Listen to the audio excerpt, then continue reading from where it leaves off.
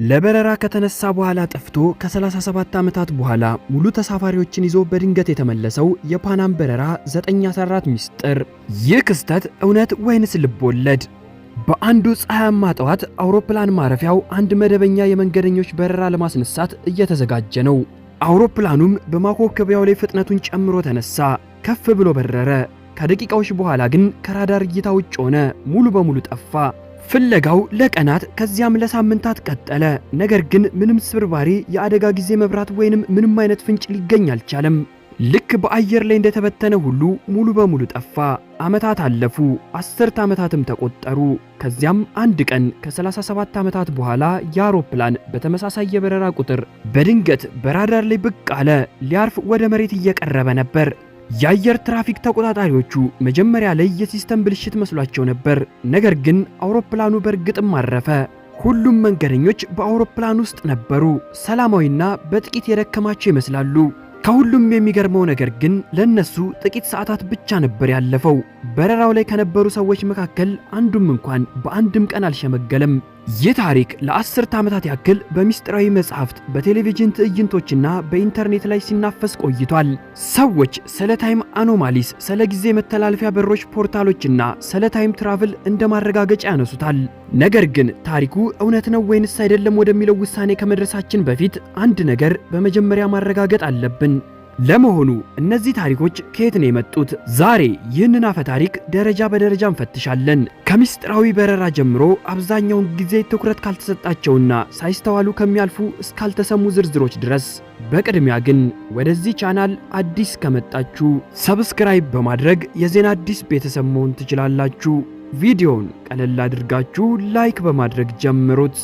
ሐምሌ 2 ቀን 1955 ዓመተ ምህረት የኒውዮርክ አውሮፕላን ማረፊያ የፓናም በረራ ቁጥር 914 ታሪክ በሁሉም ስሪቶች የሚጀምረው እዚህ ጋር ነው። ጠዋቱ ጥራቱን የጠበቀና ግልጽ ነበር። ባለ 4 ሞተር ባለ ፕሮፔለር ዶግላስ DC-4 አውሮፕላን በማኮብኮቢያ ላይ ሞተሩን እያሞቀ ነበር። በውስጡም 37 መንገደኞችና 4 የበረራ አካላት ነበሩ። ጉዞ ከኒውዮርክ ወደ ማያሚ የሚደረግ የተለመደ የ3 ሰዓት በረራ ሲሆን የአየር ሁኔታውም ፍጹም ሰላማዊ ነበር። አውሮፕላኑም የመነሳት ፍቃድ አገኘና ተነሳ። ከፍታውን ያዘ፣ ከዚያም ጠፋ። አልተከሰከሰም፣ ባህር ውስጥም አልወደቀም። በዚያ ጥራቱን በጠበቀ ቀን ያለምንም የአደጋ ምልክት፣ ያለምንም የነዳጅ ፈሳሽ፣ በውቅያኖስ ላይ ምንም አይነት ስብርባሪ ሳይኖር ከራዳር ላይ ዝም ብሎ ጠፋ። ፍለጋው ለሳምንታት ቀጠለ። የባህር ኃይል፣ የባህር ጠረፍ ጠባቂዎች፣ የአየር ኃይል ሁሉም ፈለጉ። ምንም ግን አልተገኘም። መዝገቡም ተዘጋ። አውሮፕላኑም እንደጠፋ ተቆጠረ። በውስጡ የነበሩ ሁሉም እንደሞቱም ተገመተ። 37 ዓመታትም አለፉ። ከዚያም በግንቦት 1992 በራኮስ አቅራቢያ በሚገኝ ማይኬት የአውሮፕላን ማረፊያ የራዳር ተቆጣጣሪው ሁዋን ዲላ ኮርቴ በራዳር ላይ ያልተመዘገበ ምልክት አየ። ካለበት ሳይታወቅ አንድ አሮጌ ባለ 4 ሞተር ፕሮፔለር አውሮፕላን ብቅ አለ። እጅጉን በጣም አሮጌ ነበር። በ1992 እንደዚህ አይነት አውሮፕላኖች አይበሩም ነበር። አውሮፕላኑ አረፈ። ፓይለቱም ወረደ። ንጹህ ሰማያዊ ዩኒፎርም የለበሰ ሰው ነው። አይኖቹ በድንጋጤ ፈጠው ነበር። ወደ ዘመናዎቹ ጀትና አውሮፕላኖች ሲመለከትም ምንም ሊገባው አልቻለም። የቁጥጥር ማሟያውም የዛሬውን ቀንና ዓመተ ምህረት ሲነግረው ፓይለቱ በፍርሃት ወደ ውስጥ ተመልሶ በመግባት በሩን ዘጋው። የአውሮፕላኑ ሞተሮችም ድምፃቸውን አሰሙ። አውሮፕላኑም ያለምንም ፈቃድ ተነስቶ ከራዳር ላይ ለዘላለም ጠፋ። ታሪኩ እጅጉን ግሩም ነው። ነገር ግን አንድ ችግር አለ። ታሪኩ ሙሉ በሙሉ ከእውነት የራቀ ነው። በዚህ በአንድ ቃል ውስጥ ትንሽ እውነት አለ። አውሮፕላኑ ከመፈጠሩ ከረጅም ጊዜ በፊት ሰዎች ስለዚህ የጊዜ ጉዞ ያልሙ ነበር። በጃፓን አፈ ታሪክ ውስጥ ኡራሺማ ታሮ የተባለ አሳ አጥማጅ ታሪክ አለ። በባህር ዘንዶ ቤተ መንግስት ውስጥ 3 ቀናትን አሳልፎ ወደ ቤቱ ሲመለስ 300 ዓመታት አልፎ አገኛቸው። የአየርላንድ ተረቶችም ጊዜ በተለየ ፍጥነት ስለሚፈስባቸው የቅዠት ምድሮች ያወራሉ። የአይስላንድ ታሪኮችም በተራራ ውስጥ ወደሚገኙ ልዩ ቦታዎች ገብተው ከዘመናት በኋላ ወይ እጅግ አርጅተው ወይ ደግሞ ሙሉ በሙሉ በጊዜ ሳይነኩ ስለወጡ ሰዎች ይተርካሉ። እነዚህ ሁሉ ታሪኮች አንድ አይነት መሰረታዊ አካሄድ አላቸው። አንድ ሰው ወደ ልዩ ቦታ ይገባል፣ ከዚያም በተለየ ዘመን ውስጥ ይወጣል። እነሱ አይሸመግሉም። በዙሪያቸው ያለው ዓለም ግን ሙሉ በሙሉ ይቀየራል። የፓናም 914 ታሪክም ያው ጥንታዊ አፈ ታሪክ ነው። ለዛሬው ዘመን እንዲመች ተደርጎ ተሻሽሎና ተጠቅልሎ የቀረበ በፊት አስማታዊ ጫካ እየተባለ ይነገር የነበረው ታሪክ በአየር ላይ ተቀየረ።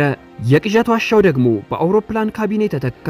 አሳጥማጁ ኡራሺማ ታሮ ደግሞ በሰማያዊ ዩኒፎርም ፓይለቶችና ካፒቴን ተተካ። የዚህ ታሪክ ፈጣሪዎች አዲስ ነገር አልፈጠሩም። በሺዎች የሚቆጠሩ ዓመታትን ያስቆጠረውን ጥንታዊ ታሪክ በአቪዬሽን አደጋ ቋንቋ መልሰው ተረኩት። የአልበርት አንስታይን አጠቃላይ አንጻራዊ ቲዮሪ እንዲህ ይላል። ጊዜ ቋሚ አይደለም፣ በተለየ ፍጥነት ይፈሳል። እሱ እንደ ስበትና እንደምትንቀሳቀስበት ፍጥነት ይወሰናል። በዓለም አቀፍ የጠፈር ጣቢያ ISS ላይ ያሉ ጠፈርተኞች በምድር ላይ ካሉ ሰዎች በትንሽ ዘግይተው ይሸመግላሉ። ይህ በተግባር የተለካና የተረጋገጠ እውነት ነው። የጂፒኤስ ናቪጌሽን ሲስተሞችም ይህንን ታሳቢ ማድረግ አለባቸው።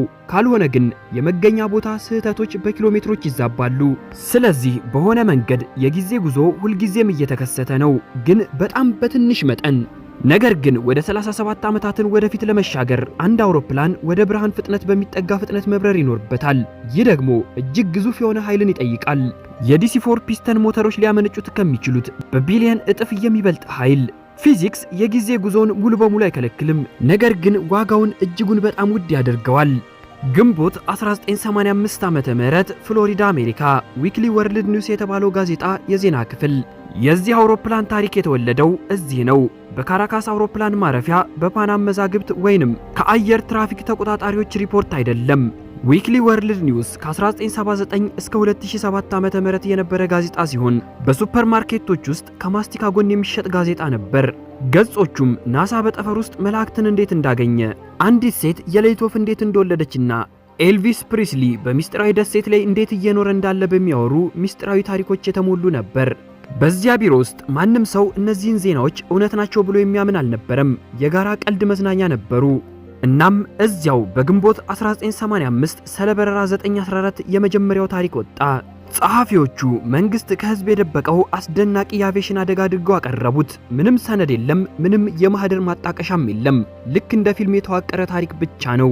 በ1985 ዓመተ ምህረት መጀመሪያ ላይ ማንም ብዙ ትኩረት አልሰጠውም ነበር። ነገር ግን ታሪኩ በራሱ መንገድ መሰራጨት ጀመረ። እዚህ ላይ አንድ ተጨማሪ ነገር ማረጋገጥ ተገቢ ነው። ለመሆኑ ፓን አሜሪካን ወርልድ ኤርዌይስ ማን ነበር? ለምንስ ስማቸው ለዚህ ታሪክ ተመረጠ? ፓናም ዝም ብሎ አየር መንገድ አልነበረም። እሱ የአንድ ዘመን ምልክት ነበር። በ1927 የተመሰረተው ፓናም መደበኛ የውቅያኖስ ማሻገሪያ በረራዎችን በመጀመር የመጀመሪያው ነበር። ኒውዮርክን ከአውሮፓ፣ ኤዥያና ላቲን አሜሪካ ጋር ያገናኘ የመጀመሪያው አየር መንገድ ነበር። የአቪዬሽንን ታሪክ የቀየረውን ቦይንግ 747 ግዙፍ አውሮፕላን ለመጀመሪያ ጊዜ ያዘዘውም ይህ ኤርፖርት ነበር። በጭራቸው ላይ ሰማያዊ የዓለም ካርታ ምልክትን፣ ነጭ ጽሑፍና ሰማያዊ ዩኒፎርም የለበሱ የበረራ አስተናጋጆችን በውስጡ ይይዝ ነበር። በታህሳስ 4 ቀን 1991 ዓመተ ምህረት ግን ፓናም ስራውን አቆመ። ከ10 ዓመታት የፋይናንስ ችግርና ከሎከርቢ የቦምብ ጥቃት በኋላ አየር መንገዱ ከሰረ። እናም እዚህ ላይ የጋዜጣው ጸሐፊዎች ብልጥ አካሄድ ተጠቀሙ። ከእንግዲህ የሌለን ናፍቆትን የሚቀሰቅስ አየር መንገድን መረጡ። እናም አንድ ታሪክ ከአውሮፕላን ጋር በተያያዘ ጊዜ ሁሉ ፓናም ይባላል። አሁን የሌለ ኩባንያ አርማ ያለው አውሮፕላን መኖሩ ዝም ብሎ የቴክኒክ ስህተት አይደለም፣ በሰዎቹ ስሜት ላይ ትልቅ ተጽዕኖ ያሳድራል። ልክ የሞተ ነገር በድንገት ሕያው ሆኖ እንደተመለሰ ማለት ነው። ስለ በረራ 914 ያለው ታሪክ ግን በድንገት ብቅ ብሎ አልጠፋም፣ እየተቀያየረ መጣ። በ1993 ጋዜጣው ታሪኩን በድጋሚ አተመው። ነገር ግን በዚህ ጊዜ ዝርዝሮቹን ቀየራቸው። የመጥፋቱን ዓመት፣ የመንገደኞቹን ቁጥርና ያረፈበትን ቦታ ቀየረ። በ1999 ደግሞ ሌላ ስሪት መጣ።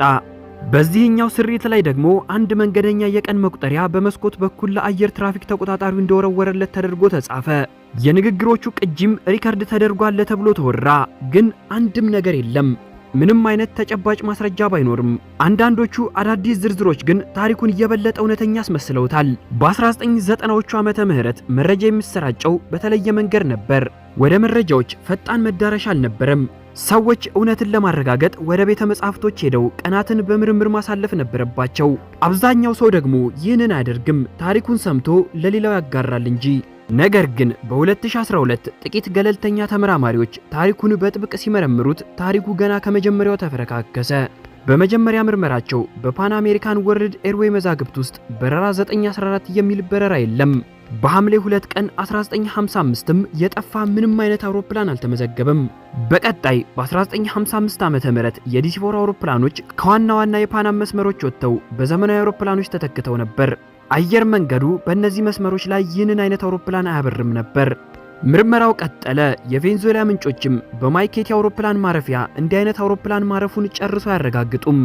ሁዋን ዱላኮርቴ የሚባል የአየር ትራፊክ ተቆጣጣሪም በምንም መዝገብ ላይ የለም። አራተኛው የኩባንያው ህልውና ያበቃው ታህሳስ 4 ቀን 1991 ዓ.ም ነው። ይህም በካራካስ ሊያርፍ ከታቀደበት ጊዜ ጥቂት ወራቶችን ቀደም ብሎ ማለት ነው። አሁን የሌላ ኩባንያ አርማ ያለው አውሮፕላን አርፎ ማንም ሳያስተውለው ቀረ ማለት ፍጹም የማይቻል ነው። ዝም ብሎ ቢፈጥሩት እንኳን አይገጥምም። በስነ ልቦና ውስጥ ኮግኒቲቪዝም የሚባል ነገር አለ።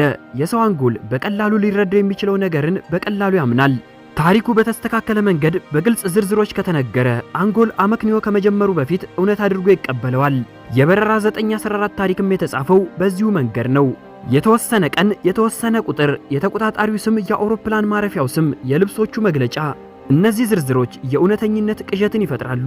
በተጨማሪም መጨረሻው ላይ አውሮፕላኑ በድጋሚ መጥፋቱ እውነትን ለማረጋገጥ የማይቻል ያደርገዋል። ነገር ግን ምናልባት እውነት ቢሆንስ? ማስረጃው ቢጠፋስ? ይህንን ነገር ፈላስፋው ካርል ያነሳው ነበር። ሊሞከር ወይንም ስህተቱ ሊረጋገጥ የማይችል መግለጫ በሳይንስ ክልል ውስጥ አይመደብም። ይህ ማለት ውሸት ነው ማለት አይደለም፣ ነገር ግን ከእውቀት ክልል ውጭ ነው ማለት ነው። ይህ ደግሞ ታሪኩን እንዳይሞት ያደርገዋል። በስነ ልቦና ውስጥ ባክፋየር ኢፌክት የሚባል ነገር አለ። ለአንድ ሰው የሚያምንበትን ነገር ስህተት መሆኑን የሚያሳይ ማስረጃ ሲቀርብለት አንዳንድ ጊዜ ይበልጥ በጽኑ ማመን ይጀምራል። ሰውየው ደደብ ስለሆነ አይደለም፣ ነገር ግን አንጎሉ ተቃርኖን እንደ ማንነቱ ስጋት ስለሚያየው ነው። ከተረት ተረት መውጣቱን ከመቀበል ይልቅ በማስተባበያዎች ላይ ጉድለቶችን መፈለግ ይቀላል። ለዚህ ነው አፈታሪኮችን ማጋለጥ ብዙ ጊዜ የሚከብደው። የበረራ 914 ታሪክም ለዚህ ጥሩ ማሳያ ነው። የዚህ በረራ ታሪክ ውሸት ስለመሆኑ ማጋለጫ ብዙ ቪዲዮዎች ተሰርተዋል፣ ነገር ግን በርካቶች አላመኑም። ዋናው ነገር በተወሰኑ እውነታዎች ላይ መከራከር ሳይሆን ለመሆኑ ለምን እንደነዚህ አይነት ታሪኮች ያስፈልገናል የሚለውን መረዳት ነው። የዚህ አውሮፕላን ታሪክ በኢንተርኔት ላይ እንዴት አፈ ታሪኮች እንደሚሰራጩ ፍጹም ማሳያ ነው። ለመሆኑ ጠፋ የተባለው አውሮፕላን ምን አይነት ነበር? ዳግላስ DC-4 ባለ 4 ሞተር ፒስተን አውሮፕላን ሲሆን በ1930ዎቹ መጨረሻ ላይ የበለጸገ ነበር። የመጀመሪያው ዘመናዊ መንገደኛ አውሮፕላንም ነበር። የፊት ማረፊያ ጎማና የተዘጋ ካቢኔ የነበረው ነው። በሁለተኛው የዓለም ጦርነት ወቅት ወታደራዊ ግልጋሎትን ሰጥቷል። C-54 ስካይማስተር ይባልም ነበር። የአሜሪካ ወታደር ትራንስፖርት ሆኖ አገልግሏል። ፕሬዝዳንት ሩዝቬልት ወደ ያልታ ኮንግረስ የበረሩበት አውሮፕላንም ነበር። ከጦርነቱ በኋላም በመቶ የሚቆጠሩ C-54 አውሮፕላኖች ለሲቪል አየር መንገዶች ተሸጡ። ፓን አሜሪካን ትራንስ ወርልድ ኤርላይንስ የነበሩት KLM እና BOS ሁሉም በ1940ዎቹ መጨረሻ DC-4ን ያበሩ ነበር። አውሮፕላን ላይ ወጣችሁ አህጉራትን መሻገር የምትችሉበት ብቸኛው የጊዜው ጌታ ነበር። ነገር ግን የአውሮፕላን የራሱ ጊዜ ነበረው። በ1950ዎቹ መጀመሪያ ላይ ይበልጥ ዘመናዊ ሎክሄድ ኮንሰልቴሽን አውሮፕላኖች በመምጣታቸው ከገበያ ገፍተው አስወጡት። በ1950ዎቹ አጋማሽ ላይ DC-4 ከሀገሪቱ ዋና ዋና መንገዶች ሙሉ በሙሉ ጠፋ። የታብሎይድ ታሪክ ጸሐፊዎችም ዝም ብለው አሮጌ የሚመስል አውሮፕላንን መርጠው ስሙን ተጠቀሙ። ለዘመናዊ ዓለም DC-4 ከሌላ ዘመን የመጣ ይመስላል። ታሪኩን የፈጠሩት ሰዎችም የፈለጉት ያንን ስሜት ነበር። በስካንዲኔቪያ አፈ ታሪክ ውስጥ በባህር የተዋጡ መርከበኞች ሳይሞቱ ይቀራሉ፣ በባህር ግርጌ ላይም በተለየ ዓለም ውስጥ ይኖራሉ። በቻይና አፈ ታሪክም በጭጋግ ውስጥ ጠፍተው በሌላ ዘመን ስለሚወጡ መርከቦች ይተረካል። ይህ አጋጣሚ አይደለም። ያለምንም ምንጭ መጥፋት በስነ ልቦና ደረጃ ለመቀበል በጣም ከባዱ ነገር ነው። አካል ካለ ሞት አለ፣ ስብርባሪ ካለ ደግሞ አደጋ አለ። ነገር ግን ምንም ሳይኖር ሲቀር ምንም ማስረጃ ከሌለ ለሐዘንም ቢሆን ማክተሚያ የለውም። እናም አእምሮ ያንን ባዶነት ይሞላል። ሰውየው አልሞተም፣ ወደ ሌላ ቦታ ሄደ እንጂ ምናልባት ሊመለስ ይችላል ይላል። ይህ የስነ ልቦና ፍላጎት ነው ለበረራ 914 አፈ ታሪክ መነሻ የሆነው። የጠፋው አውሮፕላን አደጋ ሳይሆን ጉዞ ነው። ስለዚህም የመመለስ ተስፋ አለ። የስነ ልቦና ባለሙያዎች ይህንን ሐዘን መዘንጋት አለመቻል ኢናቢሊቲ ቱ ክሎዝ ዘ ግሪፍ ይሉታል። ውጤቱ ሳይታወቅ ሲቀር አንጎል ስሜታዊ ሂደቱን መጨረስ አይችልም። ይህ ድክመት ሳይሆን የመከላከያ ዘዴ ነው። የጠፉ ሰዎች ስለሚሄዱበት ሌላ ዓለም የሚወሩ አፈ ታሪኮችም ለዚህ ፍላጎት ምላሽ ሆነው መጡ። ማህበረሰቡ እርግጠኛ ባልሆነ ነገር ውስጥ ከመቅረት ይልቅ ሕይወቱን እንዲቀጥል ረድተውታል። በታሪክ ውስጥ እውነተኛና ልክ እንደዚህ አስደናቂ የሆኑ የአቪዬሽን ሚስጥሮች አሉ። በጥር 30 ቀን 1979 ዓመተ ምህረት የጃፓን አየር መንገድ ቦይንግ 77 አውሮፕላን በፓሲፊክ ውቅያኖስ ላይ ያለ ያለምንም የአደጋ ምልክት ጠፋ። ምንም ስብርባሪ ወይንም ነዳጅ አልተገኘም። የት እንደጠፋም አሁን ድረስ አይታወቅም። በመጋቢት 8 ቀን 2014 ዓ.ም ደግሞ የሊቢያ በረራ MH370 ቦይንግ 777 239 ሰዎችን እንደጫነ ጠፋ። ይህ በአቪዬሽን ታሪክ ውስጥ ትልቁ የፍለጋ ዘመቻ ነበር። በመቶ ሚሊዮኖች የሚቆጠሩ ዶላሮች ለፍለጋ ወጥተው ነበር። ጥቂት ስብርባሪዎች ቢገኙም በዚህ አውሮፕላን ውስጥ ግን ምን እንደተከሰተ አይታወቅም። እነዚህ ታሪኮች እውነተኛ ናቸው። አሁን ድረስ ያልተፈቱ እውነተኛ ታሪኮች። እውነቱ አለመፈታቱም ብዙዎችን የዚህ አይነት ታሪኮችን እንዲያምኑ አስገድዷቸዋል። መልስ ያጡና ማልቀስ ያልቻሉ ቤተሰቦችም በርካታ ናቸው። የተፈጠሩ ታሪኮች ጭንቀትን ይበልጥ ያጋግላሉ። እውነተኛው እውነት ግን ባያረጋጋም ታማኝ ነው። የጠፋው አውሮፕላን ታሪክ ለምን እውነተኛ እንደመሰለ ለመረዳት በ20ኛው ክፍለ ዘመን አጋማሽ ላይ የአየር ጉዞ ምን እንደሚመስል ማወቅ ያስፈልጋል። ዛሬ እያንዳንዱ አውሮፕላን በየጥቂት ሰከንዶች ትክክለኛ መገጣጠሚያዎችን የሚልክ ትራንስፖንደር አለው። የሳተላይት ናቪጌሽን ቦታን በጥቂት ሜትሮች ትክክለኛነት ይከታተላል። ከአየር ትራፊክ ተቆጣጣሪዎች ጋር የሚደረጉ ንግግሮችንም ይመዘግባል። ብላክ ቦክስ በሺህ የሚቆጠሩ መለኪያዎችን በየሰከንዱ ይከታተላል። በ1955 ግን ይህ አልነበረም። የራዳር ሽፋንም ቢሆን የተቆራረጠ ነበር። በውቅያኖስ ማሻገሪያ መንገዶች ላይ አውሮፕላኖች ከምድር ራዳር ጠፍተው ለተወሰነ ጊዜ በጭፍን ይበሩ ነበር። ተቆጣጣሪዎቹ የሚያውቁት አውሮፕላኑ ከየት እንደተነሳና የት ማረፍ እንዳለበት ብቻ ነው። በመካከል የሚሆነውን ነገር በፓይለቱ ላይ ብቻ የተደገፈ ነው። በእነዚህ ሁኔታዎች ውስጥ አንዱ አውሮፕላን በእርግጥ ሊጠፋ ይችላል፣ በሚስጥራዊ መንገድ ሳይሆን በጥሬው መጥፋት። የዚያ ዘመን በርካታ የአውሮፕላን አደጋዎች እስካሁን ድረስ አልተፈቱም። ከተፈጥሮ በላይ የሆነ ነገር ስለተከሰተ ሳይሆን ስብርባሪው በክፍቱ ውቅያኖስ ውስጥ ስለወደቀ ነው። የታሪኩ ፈጣሪዎችም ይህንን እውነታ ወሰዱና የሳይንስ ልብ ወለድ ቅመም ጨመሩበት። በረራ 914 ስለመጥፋቱ ይህ እውነተኛ ማብራሪያ ይሰጣል። ጸሐፊዎቹ አውሮፕላኑ ምናልባት ወርም ሆል ውስጥ ገብቶ ሊሆን ይችላል ብለው ጽፈዋል። ወርም ሆል ጸሐፊዎች ዝም ብለው የፈጠሩት ነገር አይደለም፣ እውነተኛ ነው። በአልበርት አንስታይን አጠቃላይ አንጻራዊነት ሂሳብ ውስጥ ያለ እውነተኛ ነገር ነው። ለመሆኑ ወርም ሆል ምንድን ነው? ይህንን የሳይንስ ጽንሰ ሐሳብ ለመረዳት በሁለት ጫፎች ላይ ሁለት ከተሞች ያሉበትን ወረቀት አስቡ። ከአንዱ ከተማ ወደ ሌላው ከተማ ለመሄድ ሙሉ ወረቀቱን መጓዝ ግድ ይላል። ነገር ግን ወረቀቱን በግማሽ ብታጥፉት ከተሞቹ ጎን ለጎን ይሆናሉ። ከዚያም መሃሉን ቀደን አጭር ዋሻ በመስራት በቀጥታ መሻገር እንችላለን። ወርም ሆል በንድፈ ሐሳብ ደረጃ ይህንን ይመስላል። በተለምዶ በትልቅ ርቀት ወይንም በጊዜ የተራራቁ ሁለት ነጥቦችን የሚያገናኝ ዋሻ። በሂሳብ ደረጃ እነዚህ ነገሮች ሊሆኑ የሚችሉ ነገሮች ናቸው። የአልበርት አንስታይን የሂሳብ ስራዎችም እነዚህን ይፈቅዳሉ።